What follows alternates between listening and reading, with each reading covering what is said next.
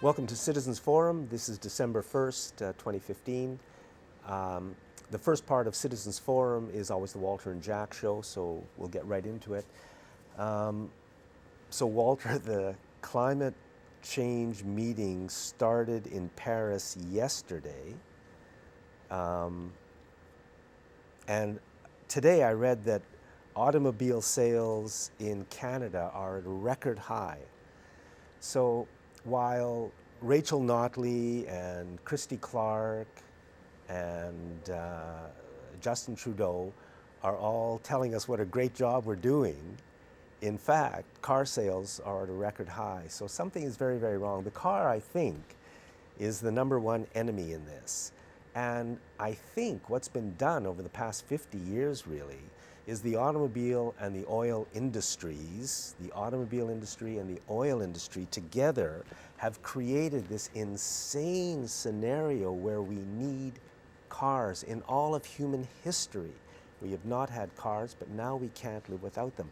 And they've actually created societies in which we all completely depend upon the car. They've deliberately done that, even though they knew, the news I think was just in the last couple of weeks, that they knew about climate change a long, long, long time ago and kept it secret, and not only kept it secret, but got their media to mislead us and lie to us, and of course funded organizations and funded a whole movement of people who, who go out there for pay and argue that there is no such thing as climate change.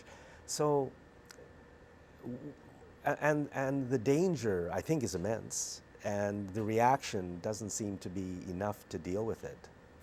There's trends always that happen. Like, you could have some good things happening as well as some bad things happening. And, I think the bad thing about the automobile sales is if you looked at what type of automobiles are being sold, then it's even more devastating. You can see so many light trucks and SUVs and large metal objects going onto the road. That's a very bad trend too. If they were selling high efficiency automobiles, electric automobiles, then you'd feel a little better about the whole situation. So yeah, there's a problem there for sure. I think Trudeau and everybody's getting a pretty free ride in Paris this time because they're stuck with the old goals that the Conservatives had, which were a joke. But I think they're there and trying to show that they're willing to do something. Let's just find out if they're ever going to pull anything off. Yeah. And we all have to be very careful. The way the media is going to present this may not necessarily be the way it actually is. So we all have to keep our eye open on that. And just another thing, here in Victoria, we're about to spend maybe $100 million on a Mackenzie overpass. Like, does this mean that our leadership feels that the day of the car is still not dead, but there's going to be more and more cars on the road? Is that what they're And over in Vancouver, Christy Clark is spending billions on new bridges because the old ones or the tunnels are full. Well, aren't we going in the other direction? If we're going to avoid the disaster of climate change, we've got to have less cars. And what we can do is just build a great, wonderful public transit system. Now, the public transit system, I think, is being deliberately kind of like, who wants to ride it, right? Yeah. But it could be great, and it should be great. I just drove in my van, and heavy traffic, dark, the weather's not too good. It's not safe to walk on the streets, Jack. People get into cars just so they don't get run over by cars. And there's two things happening too that as we transition into more public transportation, there's a little bit of pain, a little bit cramp our lifestyle a little bit. On the other hand, when nothing's being done to make public transportation any better, I wonder, for instance, this Mackenzie overpass, are they building that in such a way that it could accommodate light rail transit in and around it in the future? Yes, at some point in the future. Or it's always in the future. Are they going to just build your traditional sort of cloverleaf or something there for keep the cars whipping around nice and fast? No, I think there is something in the overpass or whatever they're going to build for future light rail. But for that $90 million, we could actually build an entire light rail system Yeah. from the western communities right to downtown Victoria. It means we'd have to put in a new rail bridge because they destroyed the blue rail bridge, quite deliberately took that out so that there could be no rail link. I mean, this is the way things operate. The entire society has become so corrupted in some ways. And that was a good corridor because the ENN rail line ran through a lot of neighborhoods all the way on out there. So it was within walking distance of a lot of houses. You start putting it down the highway, it's a bit of a hike to get out to the highway for a lot of neighborhoods. It's a little bit on the periphery of the town. It's not far from ideal. Yeah, so climate change, I mean, the impact is going to be so devastating.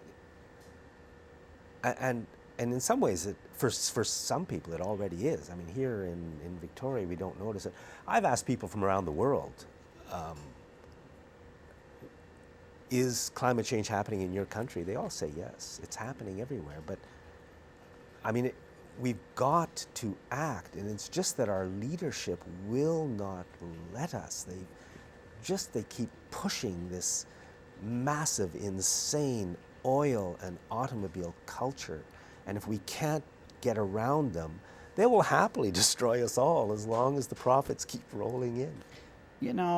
I don't know how that's going to change. We are in a crisis, and you witnessed what happened in France in the last few weeks with these attacks and everything, which I think are associated with the petroleum industry.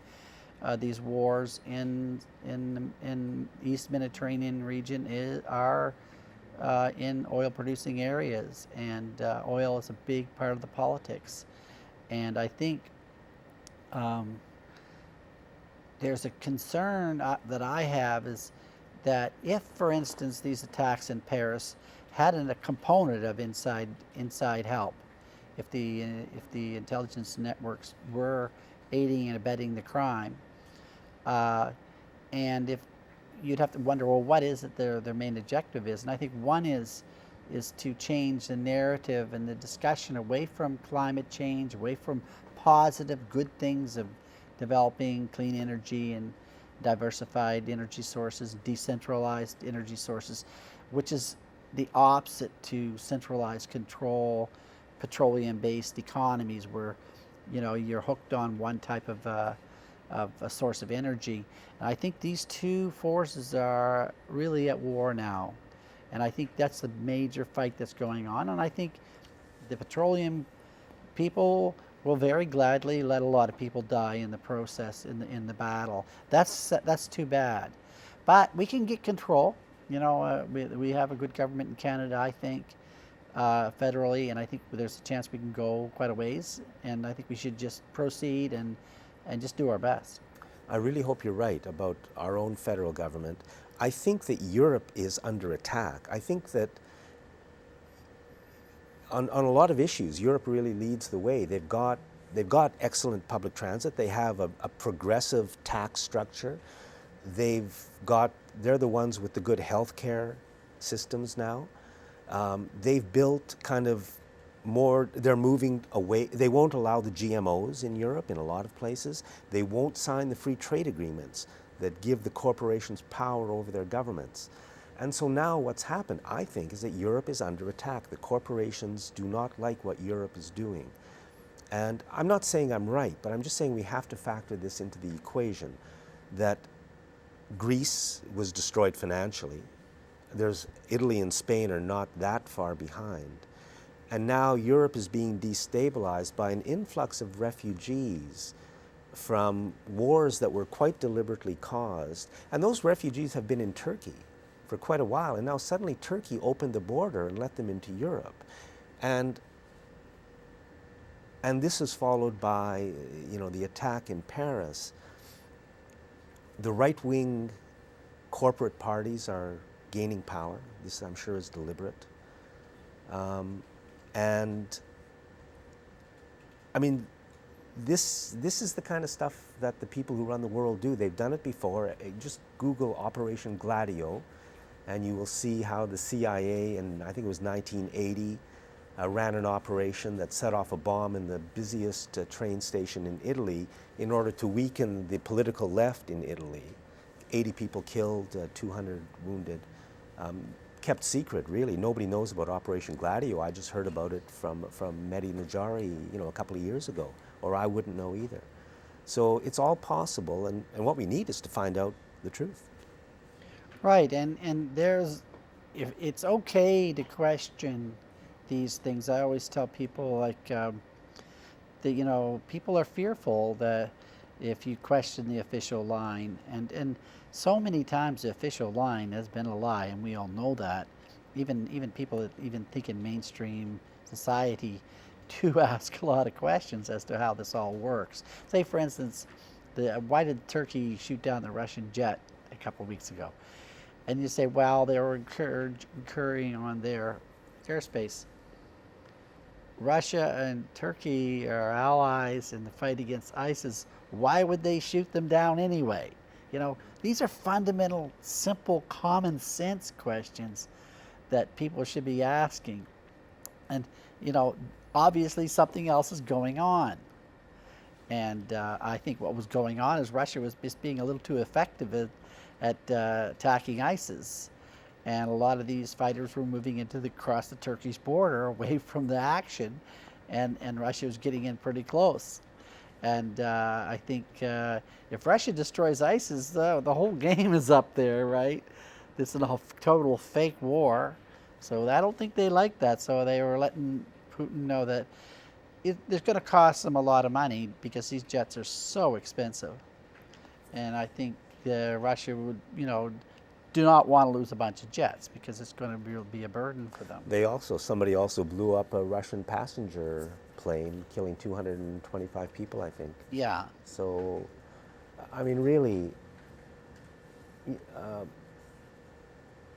just to let, Gwynne Dyer, a very well-known columnist, wrote a column years ago, I read it, about World War I. And what he said about World War I was, things were so bad in the world in the years leading up to 1914 that there was a movement in the world towards socialism and democracy. And people really wanted a change from these powerful corporate interests that ruled the world. And what Gwynne Dyer said is that they started World War I to wipe out that generation that wanted change. And that's basically what they did.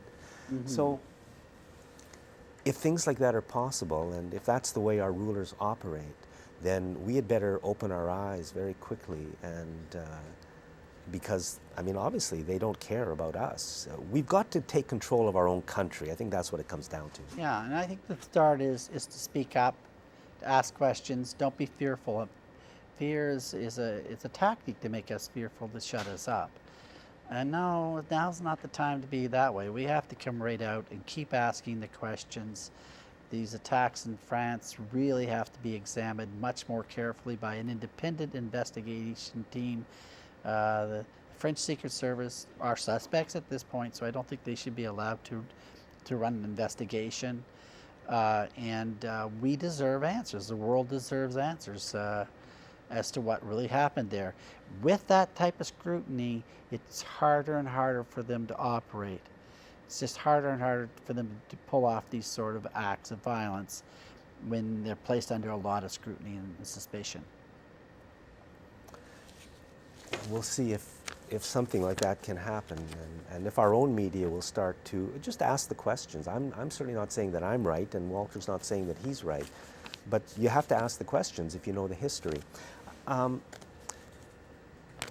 There was a headline in the Times Colonist several days ago. You can maybe read the... Oh yeah, it's neighbors fed up with tent city. Yeah. So a tent city is now set up on the courthouse just off of downtown on Quadra. And it's interesting that this is happening because obviously the provincial government is making this happen by allowing it to happen, and so, but that's fine. I mean, I don't know why the provincial government is doing it. I know that we used to have, just in a park very close to where I live, there were always tents every night. Now they're gone. So I'm assuming they've moved into the tent place because it's better for them. They don't have to take their tent down every day. And I noticed in the TC story, it's neighbors, I think they had neighbors fed up with Tent City. Yeah. And that's the way the media always presents it. It's the homeless against the rest of us, right? They're causing trouble, they're panhandling, they're in the parks, they are doing this and they are doing that. But really, it's got nothing to do with the homeless people. They are the ones, this has been done to them. The people who run our country have deliberately created this homelessness. They want these people out on the streets for a variety of reasons. And the media will never present it in that way. Instead, they present it as the homeless against the rest of us, or, you know, blah, blah, blah. That's the way they always show it. But it's not. It's all of us against the people who run this country. They're the ones who deliberately create homelessness. And how do they do it? Well, they've underbuilt homes. There aren't enough homes, because if there were enough, the places at the bottom, the prices would just go down because you have to rent, right? Or you have to sell. And the other side of that coin, of the lack of housing, is that everybody else is being forced to pay huge amounts for housing. That's why house prices are so high. They've deliberately underbuilt in order to push prices up, and they have made fortunes from this. So it's all, I think, part of a terrible game that's being played. There's no need for homelessness, and there's no need for the high house prices either. And the people who run this country, this is how they operate. And if we don't get rid of them, they're going to destroy, I mean, they're destroying everything. Yeah, and I mean, you could go down and talk to any of those people. You know, see who's staying there and hear what their stories are. And you know, they're just average folk, just like you and I, and things didn't go well one way or another. And employment is, you know, it's so hard to find a decent job these days. And if you don't fit the mold exactly that's being shaped for you, you're out. And it's in a large view, I think you're correct that capitalism works with shortages. Capitalism works with being able to control a labor market. It's always necessary to have a certain amount of unemployment to keep wages down for the rest. I mean, there's a lot of good, solid evidence to show that, you know, it is somewhat deliberate. And so in the last couple of weeks, the media has focused massive amounts of attention on the refugee issue of 25,000 Syrian refugees coming to Canada. Now, it's an issue that they created because in the middle of the election, they showed all these pictures of a dead child in Syria, and the media pretended they cared. And they made it an election issue, and the government promised to bring in 25,000 refugees, which is great. Now the media is using it to divide the country and to give massive coverage to this issue, which is an important issue in many ways. But there's not one word you'll notice about the TPP, right? And the TPP, and there's not one word about proportional representation. Now, 25,000 refugees coming into the country is a big thing, but the TPP in terms of our future is much bigger, and proportional representation is much bigger. But they are deliberately using the issue of refugees. This is how the media operates. They focus us over there while they do what they want to do over here. The TPP is tremendously important. You know, we're just talking about homelessness and the lack of jobs. It used to be that we had something in Canada called the Auto Pact. And what that pact says, it was with the United States and all the big car makers. It just said, for every car you sell in Canada, you have to make one in Canada, right? For every car you sell in Canada, you make one. So we had an auto industry. Poisonous industry in many ways, but created a lot of jobs, right? With NAFTA, that disappeared.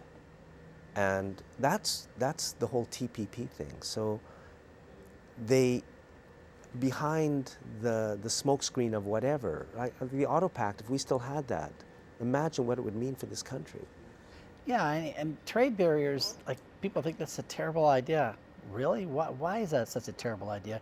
If you're trying to build your own economy, you're trying to build your own industry, you want to create good, high-value jobs in sectors, you know, if you're competing against other countries who already have this fully developed, who developed their industry through protectionism. Or pay 25 cents an hour. Yeah, but you know, the United States was very protectionist and created a lot of industry at one time. There's nothing wrong. And by the way, it makes sense to produce things locally. Why are we shipping apples in from New Zealand, or why are we bringing in products from Asia when you can make these things right here much more cheaply, much less carbon footprint? There's a lot of good environmental reasons to produce things here, and socially it creates jobs. There's a whole lot of good things. That's through protectionism. Why is that all of a sudden become such a terrible idea? And as you know, as you say with these trade deals, we're now competing with somebody making 25 cents an hour in Southeast Asia. You know, what point, how low can you go on your wages? I mean, we've already pretty well experienced it now. Yeah. Walter, thank you very much. Always a pleasure, Jack. Yeah, so, I mean, these are the fundamental issues that we've got to think about and move ahead on. I think, to me, again, the big issue is democracy. More democracy will mean a better country. Thanks for watching this segment of Citizens Forum. Welcome back. Our guest in this segment is Dr. Trevor Hancock. It's December 1st, 2015. Trevor, the climate change conference is taking place in Paris right now. You've just introduced me to a new term called global ecological change, which I guess is the even bigger picture. Yes. So tell us about it. Well, I've just been leading for the last 3 years a major report for the Canadian Public Health Association on the health impacts of global ecological change. And what we include in that is not just climate change, which is very big, but also pollution and something called ecotoxicity, the fact we all carry a body burden of persistent organic pollutants, resource depletion, and loss of biodiversity and loss of species, so a sixth great extinction. All of those together, and they tend to interact in negative ways, are called global ecological change. And I guess each of us contributes, in this country, each of us contributes a lot. That's right. To this kind of thing. Yes, I mean, our so-called ecological footprint is much greater than that of low-income countries.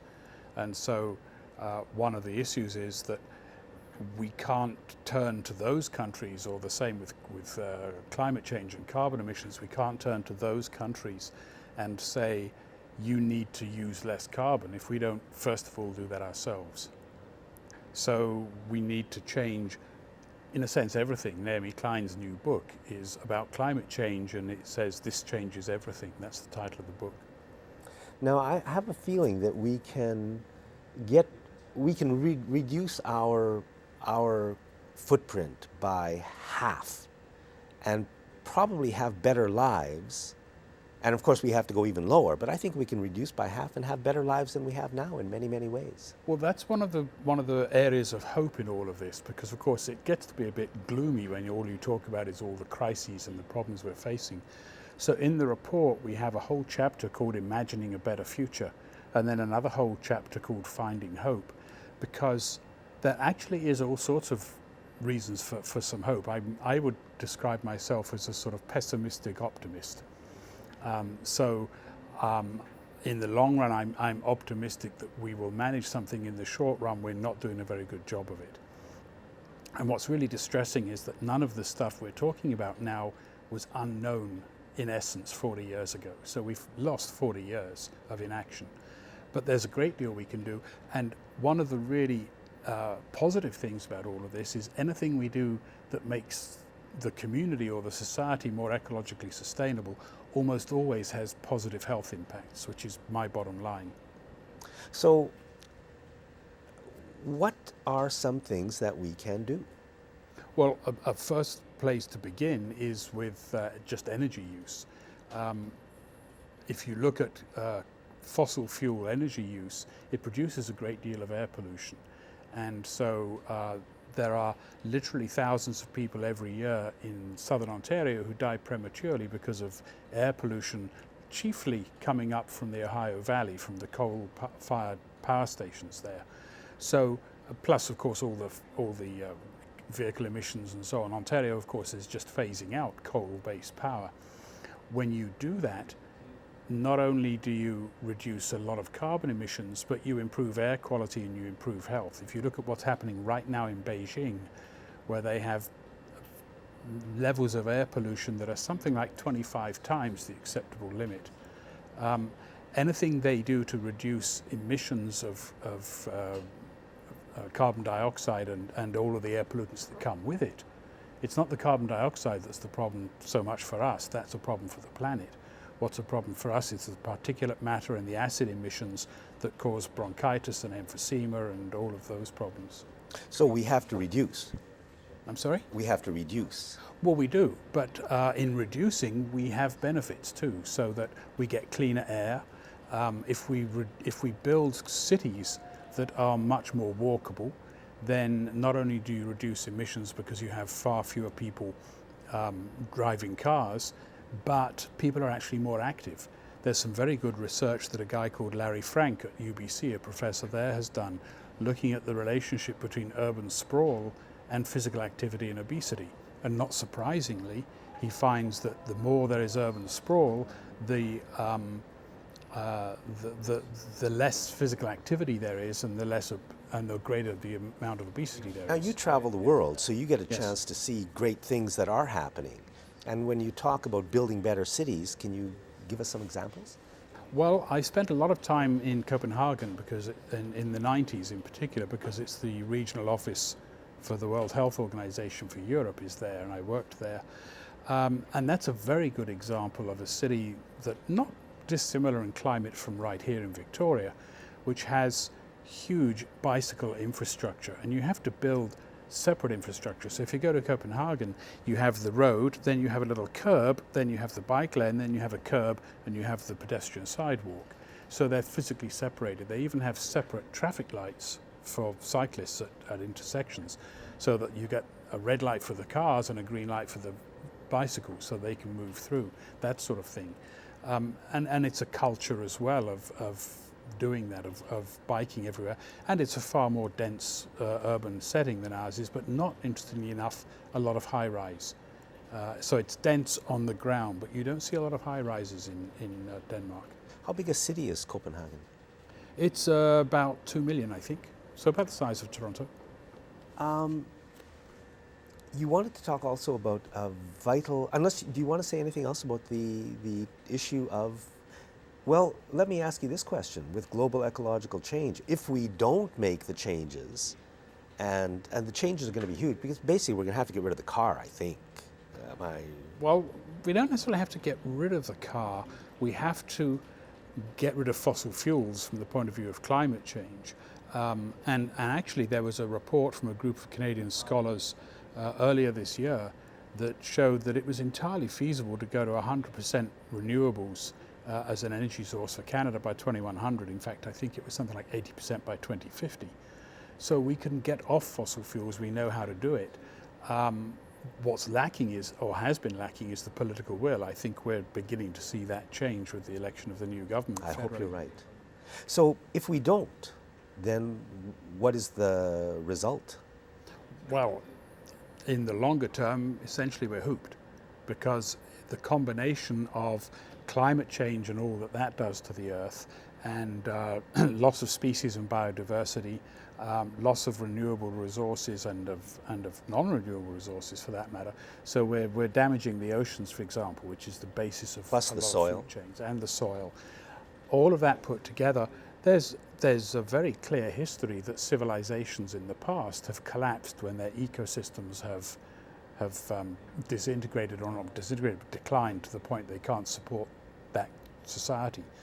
But this is now happening at a global scale. In fact, geologists are telling us we're entering a new era, a new geological epoch, which they're calling the Anthropocene.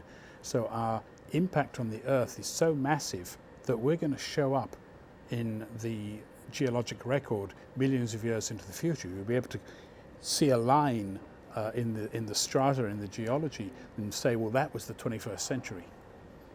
So we have a lot to do very quickly to make sure total disaster doesn't happen.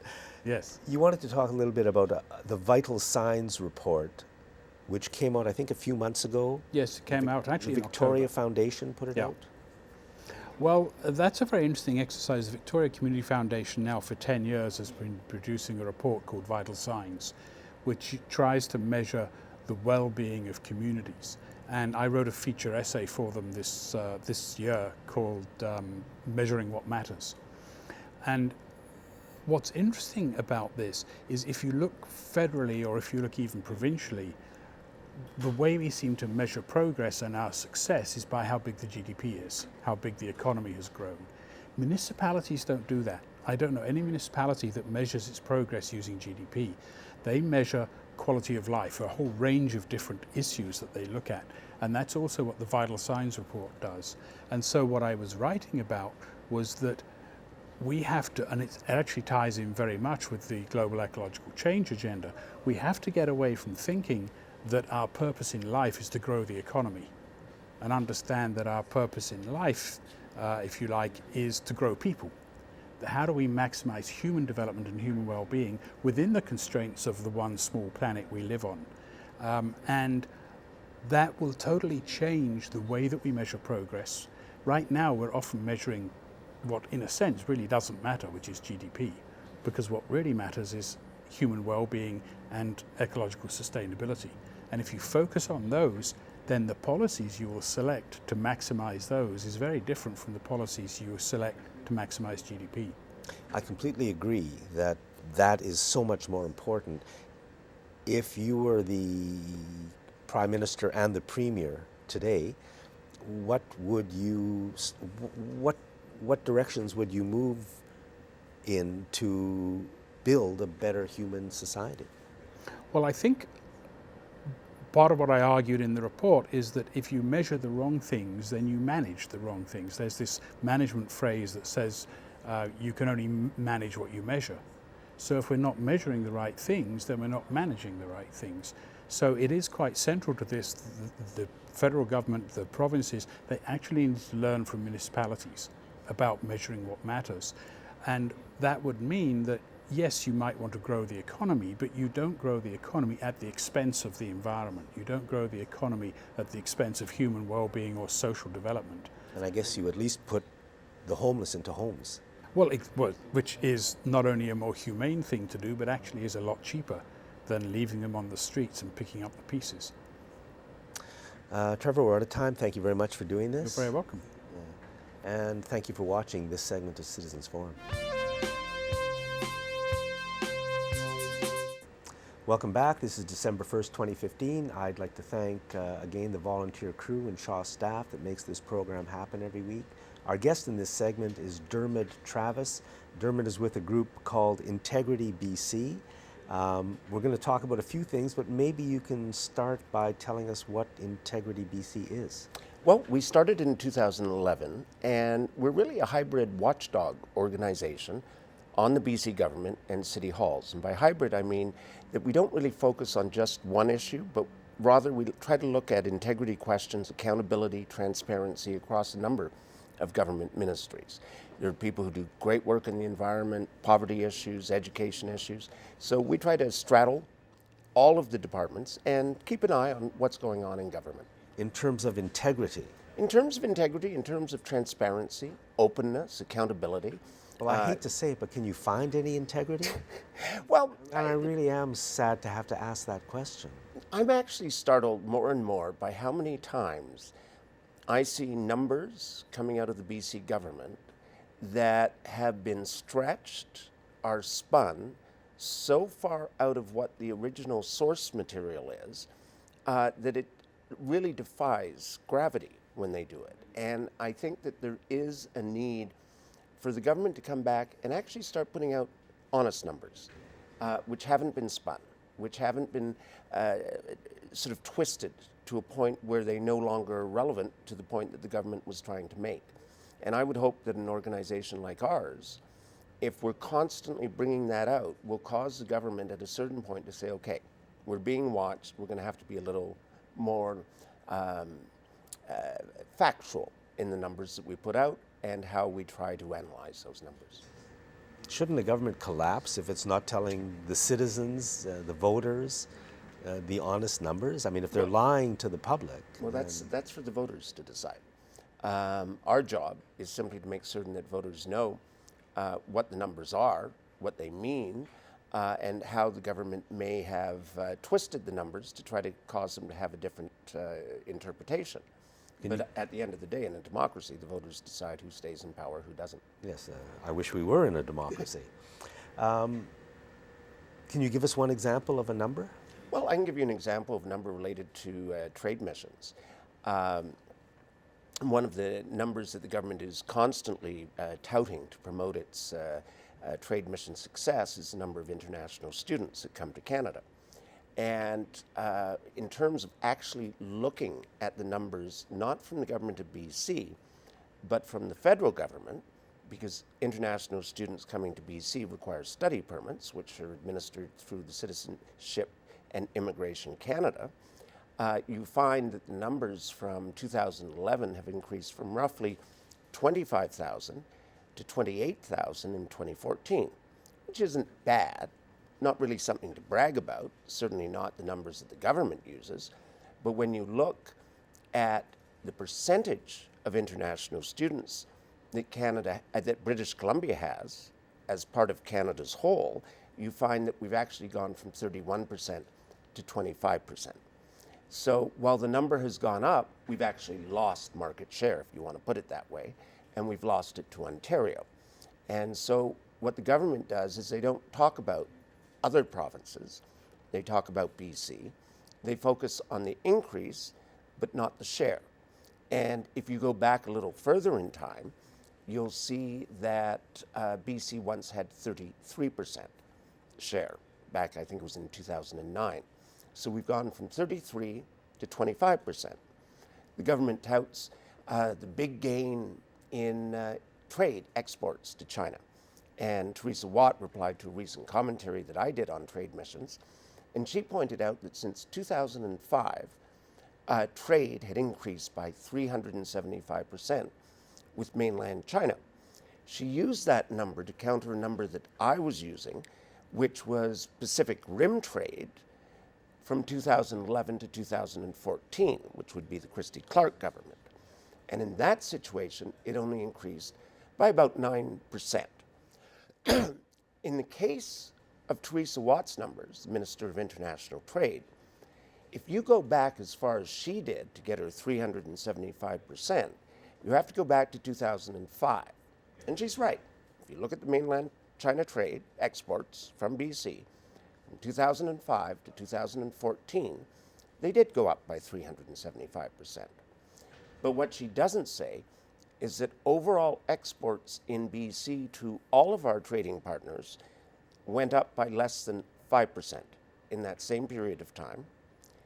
And across Canada, they went up by more than 20% in that same period of time.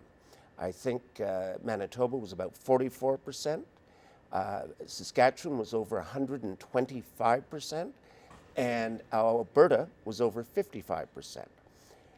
So you see these types of manipulations of numbers for political spin that are not fair to British Columbians, because British Columbians should know how we're doing not only as a province, but against the people we have to admit we're competing against, the other provinces and other countries. And during the same period of time that Teresa Watt was talking about this wonderful 375% increase, our exports fell to the United States, to Europe, to the Caribbean, to Central America, and to Mexico, and to South America. I don't think that that's particularly a record that a government would want to be boasting about. Yeah, it's really, we've got to have honest numbers and honest information to be a democracy, to be the democracy that we want to be and should be. You wanted to talk about the LNG industry in British Columbia, the liquefied natural gas. And it's a perfect segue, because I was actually going to segue straight into it. We were sold as voters in British Columbia on the idea of a $100 billion prosperity fund, if you remember back in 2013 before the election. We were supposed to have an LNG plant operating this year. Now, if you look at our other LNG producers in the world, and this is something, again, the government doesn't do, you see in Australia that Chevron Australia this month announced layoffs at its LNG plants in Australia. Chevron Canada is a major player in BC's LNG, overpromised, underdelivered industry. But what was more startling in looking at the Australia numbers was the fact that Chevron Australia has been ordered to pay more than $300 million in taxes to the government of Australia for a tax avoidance scheme that Chevron has put into place, where they loan money to their subsidiaries at inflated rates in order to declare the profits in another jurisdiction. Right. In this particular case, Commonplace. But what's remarkable about it is that last year, that represented $1.7 billion, Australian dollars, in terms of profits on interest charges from Chevron Australia's LNG plant that were not declared in Australia. And in the first examination, it looked like they had paid $248 in taxes on that profit in Australia. It turns out they paid nothing on that tax in Australia or in the offshore tax haven where they were declaring it. So hundreds of millions of dollars. Hundreds of millions of dollars have been lost. Tax-free. They've been ordered by Australia to to pay it. What's more remarkable, when you think about it, $1.7 billion in Australia that they didn't pay a penny in taxes on, and yet they have more than $110,000 to donate to the BC Liberal Party. And when you see a company making six-figure donations that is going out of its way to avoid taxes and creating tax avoidance schemes, and you see them in most of the P3s that have gone on in BC, public-private partnerships, who have also made incredible donations to the BC Liberal Party, you begin to ask yourself who the government is really working for. Well, if you ask that question, you have to say the government is working for corporate Canada and for the corporate world, because it's certainly not working for the people of the province. And I think when you look at the LNG industry in BC, you have Petronas, which is part of the Pacific Northwest LNG project. Petronas is a crown corporation in Malaysia. You have the Prime Minister of Malaysia currently under investigation for corruption for $700 billion that disappeared from one state crown corporation and somehow ended up in his personal bank accounts. You have the owner of wood fiber LNG, Sukanto Tanoto, who is a billionaire from Indonesia, who was recently fined more than $300 million also for tax avoidance. You will also find that Mr. Tanoto has an environmental record in Indonesia that is threatening the orangutan population and also putting the entire environment at risk through a very reckless practice that his company and other companies do, which is to burn down peatland and trees that they can't harvest for their own personal needs. And they've put Indonesia into a situation where it is now one of the worst emitters of carbon dioxide into the atmosphere. Indonesia is being destroyed, and again, it's kept completely silent. And I just like to say about LNG, I just thank goodness that we don't have LNG much in this province. We've got some. It is the most poisonous industry. Why Christy Clark would even want to bring a a poisonous, water destructive, land destructive, people poisoning industry to this province. And what's wrong with her? But we're out of time. Dermot, thank you very much. And thank you for watching this segment of Citizens Forum. Welcome back. It's December 1st, 2015. Our guest in this segment is Lisa Jennings, and we're going to be talking about PTSD and the way it's treated in this province, and it's not a pretty picture. So Lisa, maybe you can just tell us how you got involved with the whole PTSD thing. Well, as a paramedic, of 25 years, I actually am a survivor, I'd like to say, of PTSD, not unlike hundreds of others of first responders. But I found myself not being treated very well, and there was not very much help out there for first responders with PTSD. Now, first responders get PTSD because of the situations you come in contact with, which must be horrifying. Yeah. They're traumatic, and work-safe legislation has them so that it's either a traumatic event that's intense, catastrophic, threat of injury, or it can be an accumulative effect. Something can just trigger you and everything comes rushing back. It's no different than what the veterans that go to war, they come back with. It's the same. We used to call it sad sickness, shell shock. It's been around forever. It's only being recognized that first responders, because we go out and we're on the job and we have another call, and then that call we deal with that, then we have to go somewhere else. We deal with that, we have to go somewhere else. There's no time to take a break. We don't get breaks.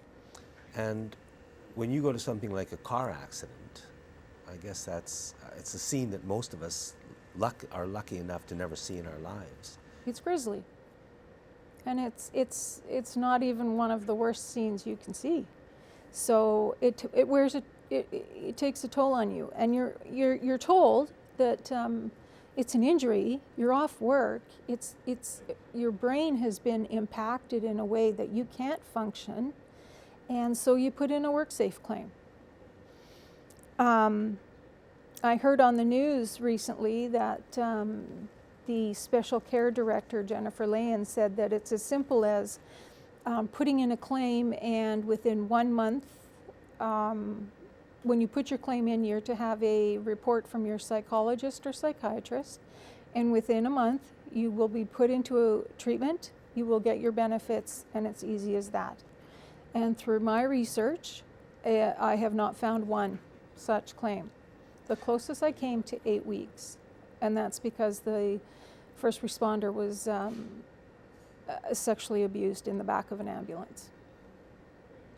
So what we have is a situation where a lot of first responders, and that includes, I guess, police? I start from dispatch to police, fire, paramedics, and corrections.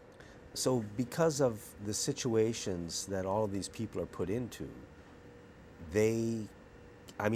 I think all of us have some level of PTSD just from things that happen to us in our general lives. Well, but what you guys go through is a completely different level.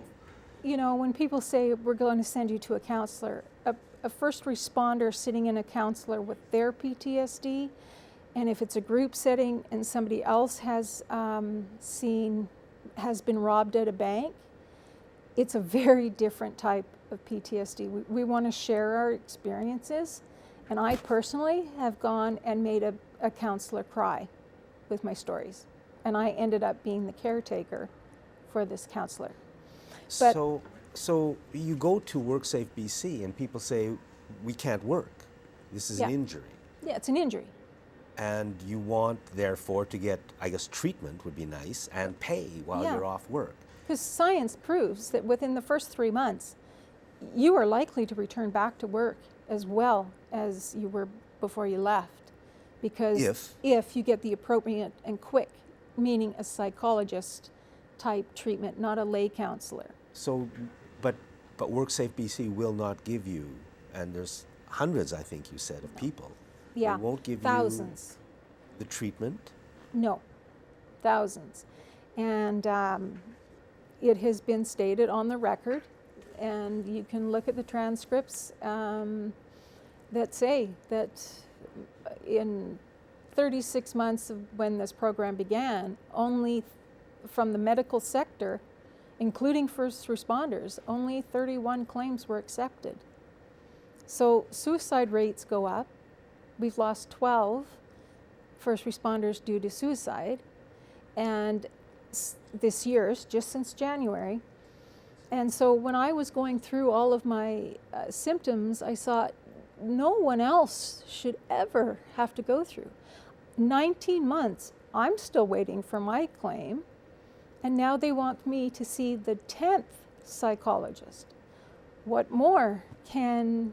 So you mean you have gone to WorkSafe BC, and it's not WorkSafe BC, I mean, it's Christy Clark. She's at the top of this corrupt government that we have to deal with. And then it's Minister Bond, who's responsible for WorkSafe BC and the workers' advisors. Yeah. So you go to WorkSafe BC and you say, you know, from what I've been through, I have PTSD. Mm-hmm. And they are now they won't accept that. Well, Why won't they accept I've had my tribunal, and I've had 2 witnesses that the statements were almost verbatim.